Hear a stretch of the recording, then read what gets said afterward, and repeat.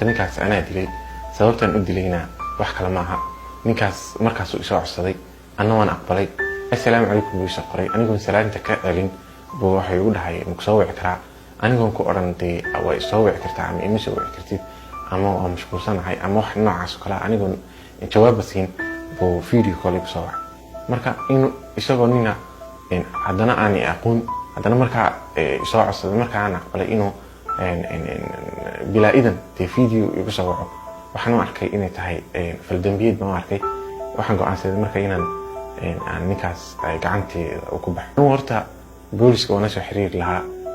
xarumahana waa iman lahaa laakiin waxaan isiri ninkan boolisku soo doon karayaan xaas buu yeelan karayaa ilmo dhali karayaa uu tarmi karayaa marka intuusan ummadda ku dhex tarmin cudurkiisa uusan faafin magaalo joogxumada uusan dadku u qaybin waxaan isiri ummadda ka qabo oo dee ka takhalus baan isiri marka saas baan u jiray marka dee anigu arrinteeda horta waa halkaa